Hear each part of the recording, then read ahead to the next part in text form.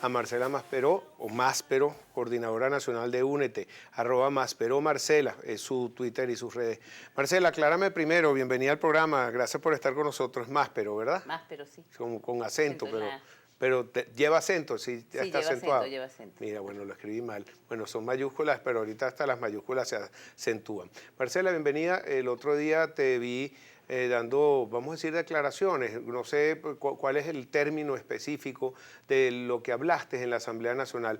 Me llamó mucho la atención porque fue como una oportunidad que tuvieron de tener una tripartita que por primera vez, después de tanto tiempo, estuvo el gobierno, que no estaba en estas conversaciones, que estuvo Fede Cámara por lo menos en acto de presencia, no habló, pero estuvo ahí Francisco Martínez en representación de las cámaras. Sí habló Juan Pablo Olarquiaga, representando a los industriales, y tú que hiciste una excelente exposición sobre el caso de los trabajadores en Venezuela. Después de ti vino otro ponente que también habló muy bien por los trabajadores. Yo quería que comenzáramos dándote la oportunidad de que puedas extenderte un poquito más de esos pocos minutos que pudiste tener y hablar, y cuáles son las principales preocupaciones del trabajador en este momento en Venezuela, por favor. Sí, gracias por la invitación y realmente fue la oportunidad que tuvimos gracias a la dirección del diputado José Guerra, que presidió la Comisión de Análisis del Decreto de Emergencia Económica que produjo el Ejecutivo, y que desde los trabajadores rechazamos categóricamente porque no era otra cosa que legitimar una política que ya se venía dando.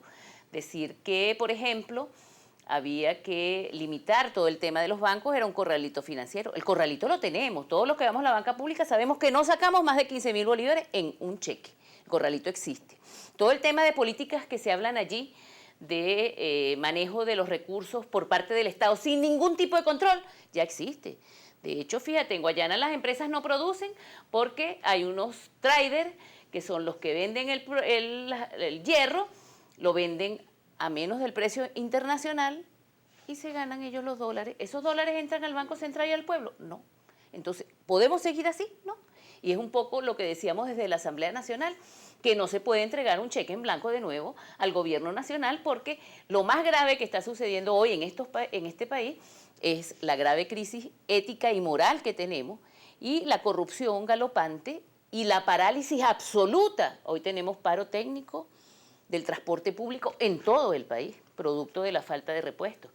Hay desabastecimiento en alimentos y hay una guerra de pueblo contra pueblo que es repelida por los militares cada día a la puerta de los supermercados bicentenarios o de cualquier centro de distribución de alimentos públicos o privados.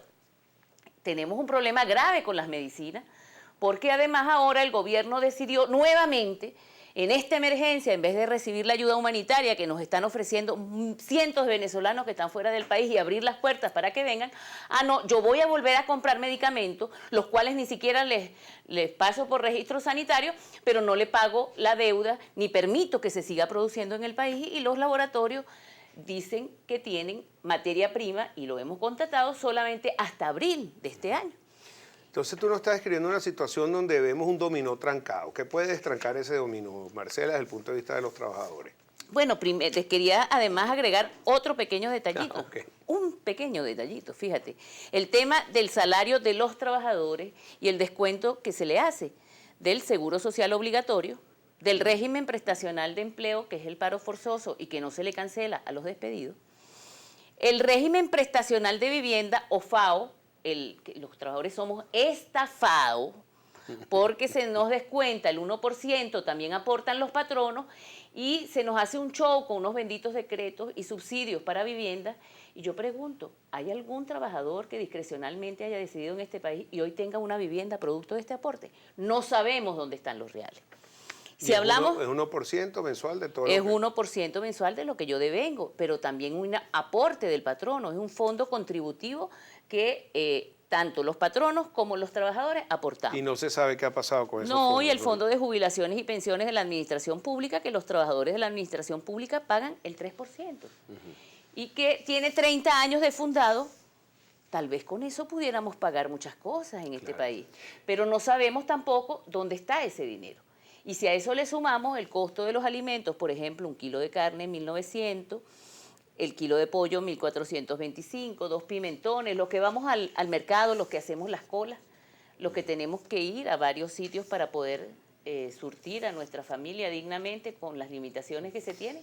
Sabemos lo que cuesta y sabemos el índice de inflación, la pérdida del poder adquisitivo que hemos tenido y la situación económica que se está viviendo y sobre todo de ingobernabilidad. Hablando de inflación y que es tan importante como lo estás diciendo también para los trabajadores y para que tengan un salario justo y todos los incrementos también que se están viviendo, se acaba de promulgar una reforma a la ley del Banco Central. Se hizo a través del habilitante en el mes de diciembre, aunque fue publicado en enero y parece que entonces no tendría la validez, pero sin embargo está vigente.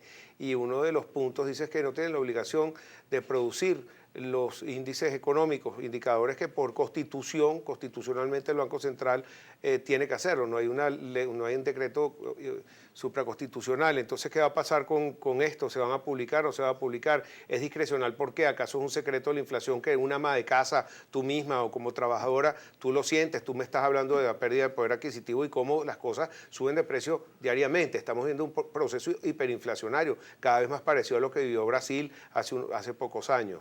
Sí, fíjate, es obligatorio, es constitucional. Muchos de los decretos que tomó apresuradamente el gobierno ante la derrota del 6 de diciembre son inconstitucionales. Hay una resolución del Ministerio del Trabajo que habla de un laudo arbitral para aplicarle condiciones a todos los trabajadores de Polar, que lo que pretende es legitimar una política del gobierno para sacar al movimiento sindical de las discusiones de contrato colectivo. Lo mismo pasa con el índice inflacionario, lo mismo sucede con todos los elementos que se pretenden seguir diciendo del poder popular, de las leyes del poder popular. Y aquí el verdadero poder popular hoy está angustiado, no quiere violencia.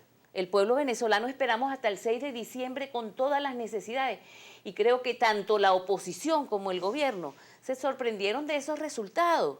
Y ahora tenemos entonces un enfrentamiento permanente entre la Asamblea Nacional, que es un contrapeso político que lo necesitamos, y un gobierno que está ciego, sordo, mas no mudo, y no quiere asumir que hay una realidad, que el pueblo decidió y que todos estamos esperando que se cumpla esa constitución con la cual todos los días nos pretenden entonces seguir armando show. Nosotros llamamos a que se cumpla esa constitución, que los poderes asuman lo que les corresponde, que los trabajadores podamos participar realmente porque estamos ausentes de todas las decisiones, tanto del gobierno como de la Asamblea Nacional.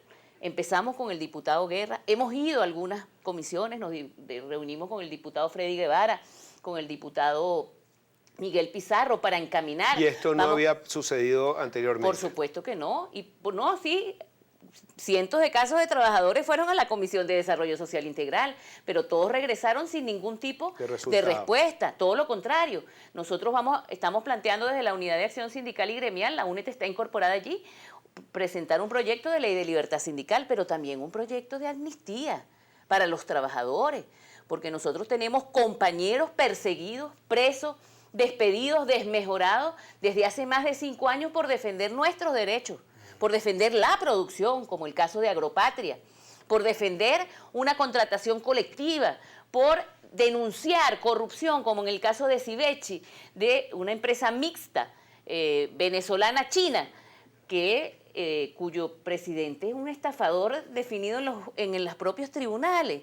Entonces también una ley de amnistía la vamos a preparar desde los trabajadores. Marcela, tenemos que ir a una pausa. Al regreso quería hablar contigo de ese tema que tú tocaste sobre la exposición que dio recientemente a través de su presidente de Industrias Polar, Lorenzo Mendoza, algunas ideas que le da al gobierno para arrancar el aparato productivo desde el punto de vista de ustedes, qué piensan los trabajadores y, bueno, algunos temas más que están en vigencia en este momento y cuál es el punto de vista de ustedes. Marcela Máspero, coordinadora nacional de Únete, @Máspero Marcela. Ya regresamos con más para ustedes en Coto de Pensini Globovisión.